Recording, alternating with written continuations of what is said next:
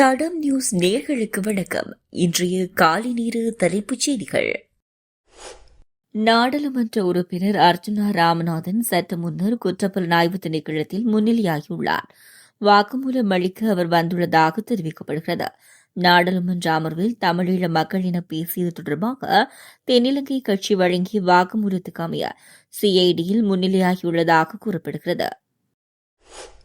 தரம் 5 புலமை பரிசில் பரீட்சை எதிர்வரும் 10ஆம் தேதி ஞாயிற்றுக்கிழமை நாடு முழுவதும் நடைபெறவுள்ள நிலையில் சட்ட உத்தரவுகளை மீறுவோருக்கு எதிராக கட்டுப்பாடுகள் விதிக்கப்பட்டுள்ளன.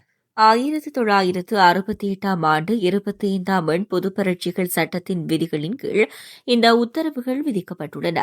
இதன்படி மேலும் இந்த உத்தரவுகளை மீறும் எந்தவொரு நபர், நிறுவனம் அல்லது பிற தரப்பினருக்கும் எதிராக கடுமையான சட்ட நடவடிக்கை எடுக்கப்படும் என்று பரீட்சைகள் ஆணையாளர் நாயகம் AKS இந்திகா குமார் லியனகி தெரிவித்துள்ளார்.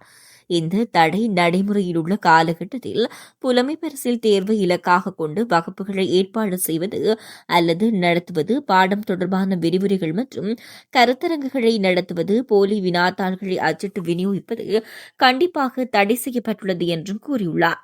இதுபோன்ற சட்டவிரோத நடவடிக்கைகள் குறித்து உங்களுக்கு ஏதேனும் தகவல் இருந்தால் அருகிலுள்ள காவல் நிலையத்துக்கு தெரிவிக்கலாம் என விளக்கம் அளித்துள்ளார். இதன்படி பொதுமக்கள் போலீஸ் தலைமையகம் அல்லது இலங்கை பரீட்சைகள் திணைக்களத்துக்கு அறிவிக்குமாறு கேட்டுக் கொள்ளப்படுவதாகவும் போலீஸ் தலைமையகத்தின் தொலைபேசி எண் 0112221111 என்ற தொலைபேசி இலக்கத்துக்கும் அல்லது போலீஸ் அவசர தொலைபேசி எண் 119க்கும், பரீட்சைகள் திணைக்களத்தின் தொலைபேசி எண் 1911 அல்லது 0112784208 மற்றும் 0112784537 ஆகியவற்றின் மூலம் புகார்களை சமர்ப்பிக்கலாம் எனவும் கூறியுள்ளார். அரசு ஊழியர்களுக்கு புதிய வீடு கட்ட அல்லது வீடுகளை புதுப்பிக்க நிதிக்கடன்கள் வழங்கப்படும் என அமைச்சர் வசந்த சமரசிங்க தெரிவித்துள்ளார். மேலும் இலங்கையில் வீட்டு வசதி பிரச்சினையை அடுத்த 5 முதல் 10 ஆண்டுகளுக்குள் தீர்க்க அரசாங்கம் முயற்சித்து வருவதாகவும் அமைச்சர் குறிப்பிட்டுள்ளார். நேற்று அனுராதபுரத்தில் வீட்டு வசதி உதவி வழங்கும் நிகழ்ச்சியில் பங்கேற்ற போது அமைச்சர் வசந்த சமரசிங்க இவ்வாறு தெரிவித்தார். இது தொடர்பில் மேலும் கருத்து தெரிவித்த அமைச்சர், முந்தைய நிர்வாகங்களைப் போல அல்லாமல் சரியான அமைப்பின் மூலம் பொருத்தமான நபர்கள் மட்டுமே இதற்கு தேர்ந்தெடுக்கப்படுவார்கள். முன்னைய அரசாங்கம் வீட்டு வசதி விளம்பர பிரச்சாரங்களுக்காக மட்டும் 520 மில்லியன் ரூபாய்களை செலவிட்டது. இதுவும் பொதுமக்களின் பணம்தான். இருப்பினும் தற்போதைய அரசாங்கம் 140 பேருக்கு உதவி வழங்கி வருவதாகவும் 100க்கும் மேற்பட்டவர்களுக்கு குறைந்த வட்டி விகிதத்தில் நிதிக்கடன்கள் கிடைக்கும் என்றும் 80க்கும் மேற்பட்ட அரசு ஊழியர்களுக்கு 1 மில்லியன் கடன்கள் வழங்கப்படும் என்றும் அமைச்சர் தெரிவித்துள்ளார். இலங்கையில் கடந்த சில மாதங்களாக தங்கத்தின் விலையானது சற்று ஏற்ற இறக்கத்துடன் காணப்படுகிறது. அந்த வகையில் கடந்த சில நாட்களாக தொடர்ச்சியாக குறைவடைந்த தங்க விலையானது இன்று மீண்டும் அதிகரித்துள்ளது. இன்றைய நிலவரத்தின்படி ஒரு அவுன்ஸ் தங்கத்தின் விலையானது 1,13,276 ரூபாவாக காணப்படுகிறது.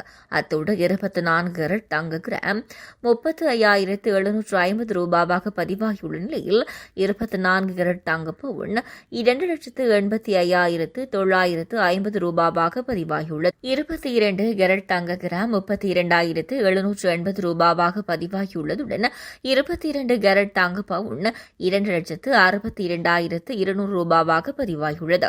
மேலும் 21 கேரட் தங்கம் 1 கிராமின் விலை 31,290 ரூபாவாக பதிவாகியுள்ள நிலையில் 21 கேரட் தங்க பவுன் இன்றைய தினம் 2,50,250 ரூபாவாக பதிவாகியுள்ளமை குறிப்பிடத்தக்கது. பிபில தெக்கோமன நாகல பகுதியில் நடத்தப்பட்ட சோதனையில் கசிப்பு தயாரித்துக் கொண்டிருந்த 2 பாடசாலை மாணவர்கள் உட்பட 3 சந்தேக நபர்கள் நேற்று கைது செய்யப்பட்டதாக பிபில காவல்துறையினர் தெரிவித்தனர். காவல்துறைக்கு கிடைத்த தகவலின்படி பிபில காவல்துறை குற்றப்புலனாய்வு பிரிவின் OIC சப் இன்ஸ்பெக்டர் சஜித் உள்ளிட்ட அதிகாரிகள் குழு இந்த சோதனையை மேற்கொண்டது. கைது செய்யப்பட்ட சந்தேக நபர்கள் பிபில நாகல பகுதியைச் சேர்ந்தவர்கள். சந்தேக நபர்களின் இருவர் 17 வயது பாடசாலை மாணவர்கள், மற்றவர் 25 வயதுடையவர் என்று காவல்துறையினர் தெரிவித்தனர். கசிப்பு காய்ச்சிய போது கைது செய்யப்பட்ட மாணவர்கள் இந்த ஆண்டு கல்வி பொது தராதர சாதனத்தர பரீட்சைக்கு தோற்றவிருந்தவர்கள். அந்த பகுதியில் உள்ள பிரதான பாடசாலையைச் சேர்ந்தவர்கள் பறிமுதல் செய்யப்பட்டு மதுபானம் வளிக்கும் கருவிகளுடன் 3 சந்தேக நபர்களும் இன்று பிபில நீதவான் நீதிமன்றத்தில் முற்படுத்தப்படவிருந்தனர். மொனராகலை பிரிவுக்கு பொறுப்பான மூத்த காவல்துறை கண்காணிப்பாளர் கமல் என் குணவர்த்தவனின் அறிவுறுத்தலின் பேரில் பிபில காவல்துறையின் பொறுப்பதிகாரி தலைமை ஆய்வாளர் ASPCSK செனரத் தலைமையில் மேலதிக விசாரணைகள் மேற்கொள்ளப்பட்டு வருகின்றன.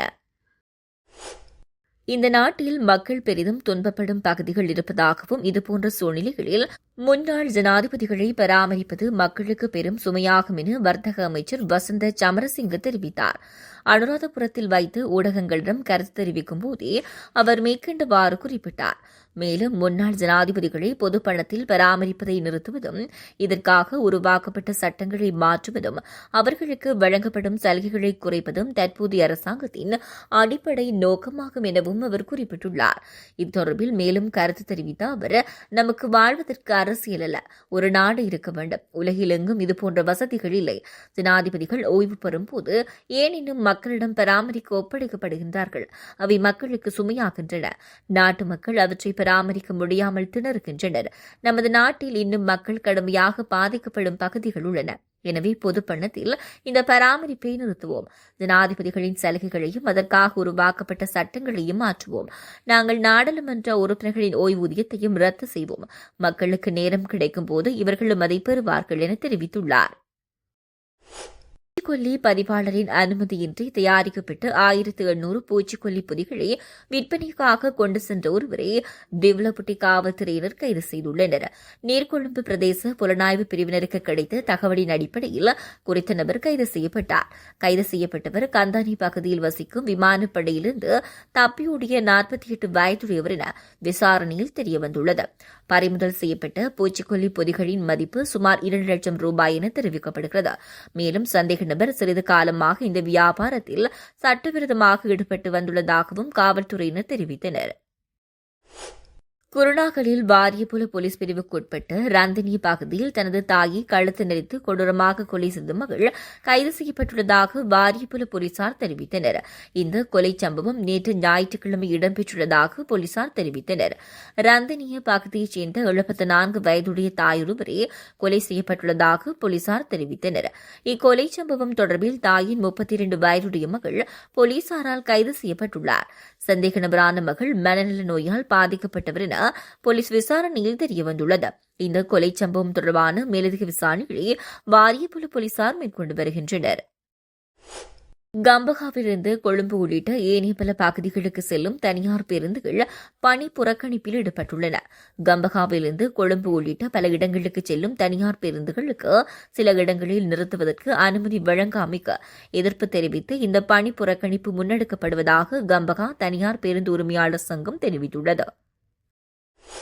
ஹேட்டன் போலீஸ் பிரிவுக்குட்பட்ட போடைஸ் தோட்ட NC பிரிவில் சிறுத்தை ஒன்று இரவில் சுற்றித் திரிவதால் பொதுமக்கள் மத்தியில் பெரும் அச்சம் ஏற்பட்டுள்ளது. இது தொடர்பில் போடைஸ் தோட்ட பிரிவு மக்கள் தெரிவிக்கையில், தோட்டத்துக்கு அருகிலுள்ள அடர்ந்த காட்டில் வசிக்கும் சிறுத்தை இரவில் எங்கள் வீடுகளுக்கு அருகில் இரை தேடி வருகிறது. எங்கள் வீடுகளில் வளர்க்கப்படும் செல்லப்பிராணிகளான நாய்களை இரையாகவும் இழுத்துச் செல்கிறது. சிறுத்தை ஏற்கனவே சில வீடுகளில் வளர்க்கப்படும் பல நாய்களை இரையாக எடுத்துச் சென்றுள்ளது. இதனால் தற்போதைய சூழ்நிலையில் இரவில் வீட்டை விட்டு வெளியேறுவது சாத்தியமில்லை. எனவே நாம் வெளியே பயமின்றி நடமாடுவதற்கு ஹேட்டன் போடைஸ் தோட்டத்தில் சுற்றித் திரியும் சிறுத்தையை பிடித்துச் சென்று அதற்குரிய பகுதியில் விடுவிக்குமாறு கோரிக்கை விடுத்துள்ளனர். ஹேட்டன் தோட்டப்பகுதியில் சிறுத்தையின் நடமாட்டம் உள்ளதும் வீட்டில் வளர்க்கப்பட்ட நாயை சிறுத்தை இழுத்துச் செல்வதும் குறித்த பகுதியில் உள்ள ஒரு ஆசிரியரின் வீட்டில் பொருத்தப்பட்டிருந்த கேமராவில் பதிவாகியுள்ளது. இதுபோன்ற செய்திகளை தெரிந்து கொள்ள தடம் நியூஸ் சேனலை சப்ஸ்கிரைப் செய்து அருகிலுள்ள பெல் பட்டனை கிளிக் செய்யுங்கள். மேலும் இதுபோன்ற செய்திகளை உடனுக்குடன் தெரிந்து கொள்ள தடம் FM.com என்ற இணையதளத்தின் வாயிலாகவும் எங்களுடன் இணைந்து கொள்ளுங்கள்.